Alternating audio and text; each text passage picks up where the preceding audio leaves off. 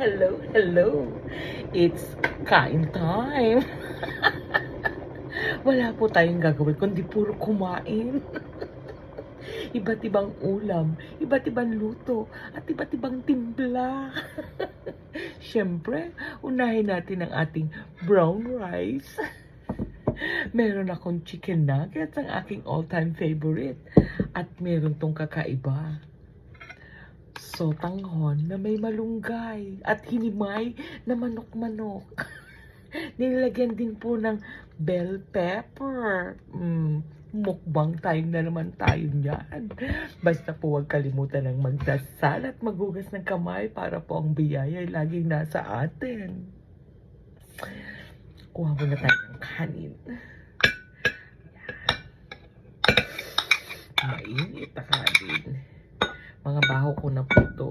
Kasi nga, syempre nilalagay ko sa maliliit na lalagyan para pagkakain po ako.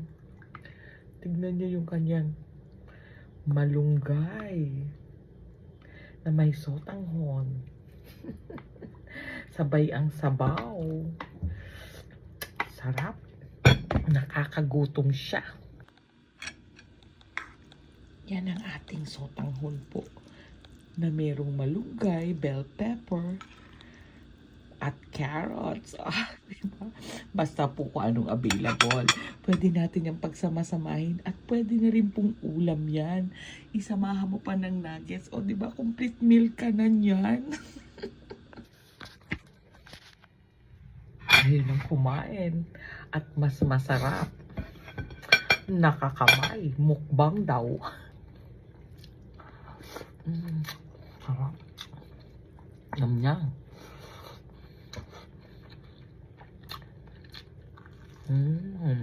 Chicken nugget.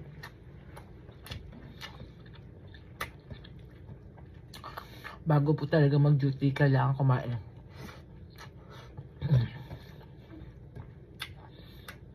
Kasi pagdating mo sa trabaho, di mo alam kung busy o sabak ka na ng admission agad-agad.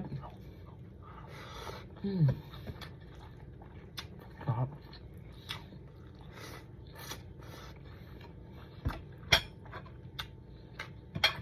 Sarap kumain.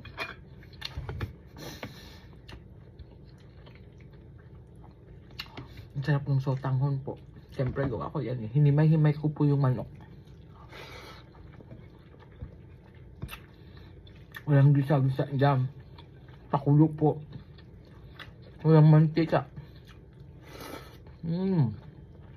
Yeah.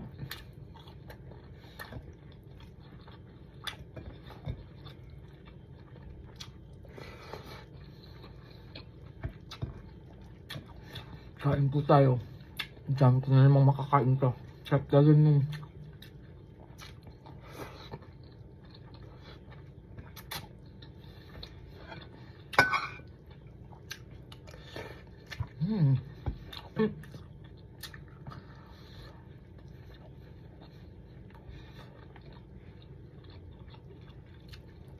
gusto ko po talaga pag may sabaw, merong dry. May prito. Ang sarap.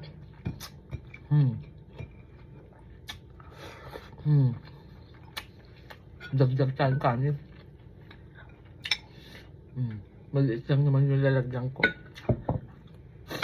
Ganito po ako, nilalagay ko na po sa Tupperware yung mga kinakain ko para po kung ano lang yung kakainin ko, yun lang po yung magagamit. Hindi siya masisira. Kahit mga 3 araw sila dyan. Sorry. Sarap.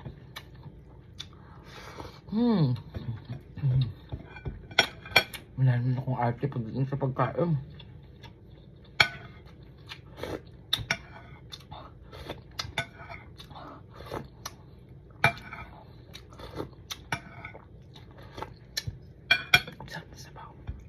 Sabaw pa lang po, ulam na.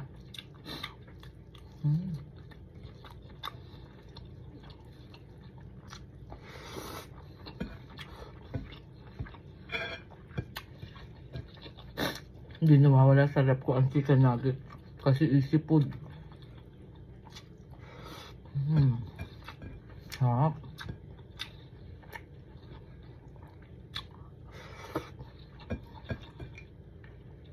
Pwede na namang tumabak sa trabaho kasi nakakain na. Sarap. Ang chicken nugget po talaga dito. Hindi puro flour. Chicken po siya.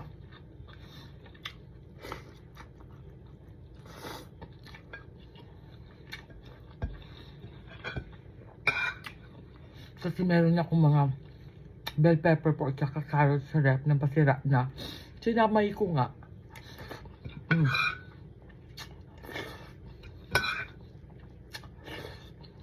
Diba ang sarap kumain?